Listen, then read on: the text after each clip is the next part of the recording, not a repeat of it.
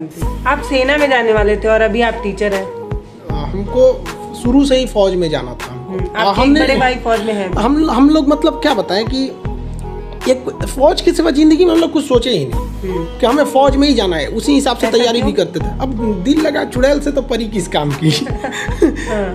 तो हम लोग उसी हिसाब से जब से मैट्रिक पास किए 10th तो एनसीसी में गए, फिर धीरे धीरे तो वहीं से फिर एनडीए हो गया, ये सब का एग्जाम जो होता है। तो सबसे बड़ा खराबी क्या है मेरे में, मेरा हाथ टेढ़ा है। ये जो हाथ है बहुत ज़्यादा टेढ़ा है। तो फाइनली हमको पता चल गया कि नहीं हो सकता।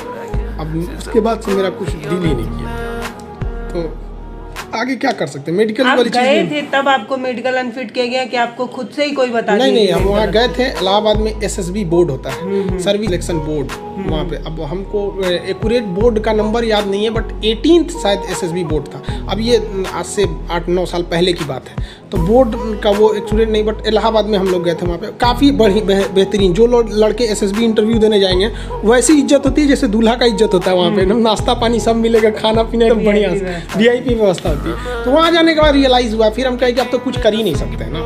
कुछ चीज़ें होती जिन्हें आप नहीं सुधार सकते। अब हड्डी टेढ़ा हम कैसे इसको सीधा करें, टूट जाएगा जो भी है वो।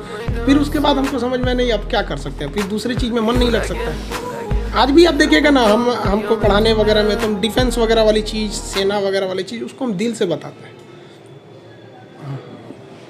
बचपन में जब एनसीसी लिया आपने तो आपने ये सपना देखा था कि आप सेना में जाएंगे, और जब नहीं जा पाए तो आपका दिल टूटा और ये नहीं समझ में आया क्या करें। क्योंकि मैं अपनी बात बताऊं, अभी मैं बोलूँगी तो आप कहेंगे कि आपसे मैं ये लाइन चुरा रही हूँ। मेरा भी एनसीसी C सर्टिफिकेट था और मेरा भी एसएसबी के थ्रू भेजा गया था। लास्ट में मेरे पैर की उंगली टेढ़ी है तो मेडिकल अनफिट करके उन्होंने लास्ट भेज दिया। बाकी जो सारा इंटरव्यू 3 इंटरव्यू होता है, 2 इंटरव्यू पास करने के बाद लास्ट में उन्होंने निकाला था सिर्फ ये कह के कि आप मेडिकल अनफिट हैं। तो मैं तो नहीं उभर पाई थी।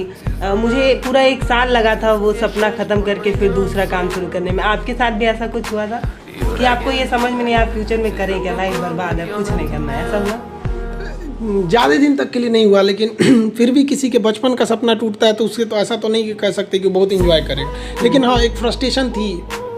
सोचते थे करेंगे क्या हम आखिर, क्योंकि हमको पता था कि हम एक ही जगह, हमको फौज ही अच्छी लग सकती, दूसरा हमको कुछ अच्छा ही नहीं लगा। तो फ्रस्ट्रेशन रहते थे। तो फ्रस्ट्रेशन को दूर करने के लिए ना किसी को कुछ बताते रहते थे। अच्छा इधर हो, तुमको ये पढ़ा देते हैं, ये पढ़ा देते हैं। धीरे धीरे टीचिंग में चले। अब टीचिंग में आने के बाद फुर्सत ही नहीं मिलता है, बच्चों से ही पढ़ाते रहते हैं। यही से एकदम समझिए क्लासरूम मेरे परिवार की तरह। कहते हैं ना, अपनी मंजिल को भुला कर जिया तो क्या जिया, है दम तुझमें तो उसे पा कर दिखा। लिख दे खून से अपनी कामयाबी की कहानी और बोल उस किस्मत को, है दम तो मिटा के दिखा।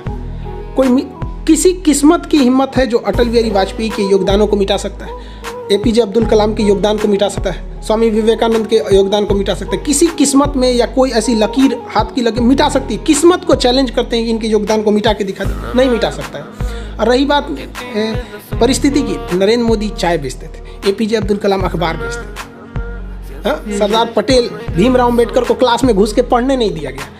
ये लोग जब ये कहते हैं कि हमें परिवार न है, तो आपने आँख फूट गई थी इन लोग की परिस्थितियाँ देखने में। परिस्थिति किसी को नहीं रोकती है। हम जब तक परिस्थिति के आगे नहीं हार सकते हैं तब तक परिस्थिति हमें नहीं हरा सकती है। इस दुनिया, रही बात कहते हैं कोई हमारा साथ नहीं देता है, दुनिया में कोई किसी का साथ नहीं देता है। दुनिया में हम today is the result of our own past action and whatever we wish to be in future is depend on our present activity. हम क्या हैं ये कुछ नहीं, हमारा आज जो है हमारे पीछे किए गए कल का आज रिजल्ट है। हम कल अगर बदमाशी करेंगे तो आज कोई बहुत बड़े अधिकारी बन के नहीं बैठेंगे। आज कोई स्टूडेंट दिन भर में 4 घंटे यूट्यूब पे वीडियोस देख रहे हैं, गेम खेल रहे हैं, और कल को सोचेंगे कि हमारा एग्जाम नहीं निकल रहा है। कैसे निकल जाएगा आपका? जिस वक्त हम सो रहे होते हैं ना, उस वक्त कोई पढ़ रहा होता है। जब बराबरी में मिलेगा तो रौंद के निकल जाएगा वो। ये दुनिया बहुत तेज़ी से निकल रही है। यहाँ दौड़ने वाले पीछे छूट जाएंगे। यहाँ तेज़ दौड़ना पड़ेगा, जी जान लगा के दौड़ना पड़ेगा।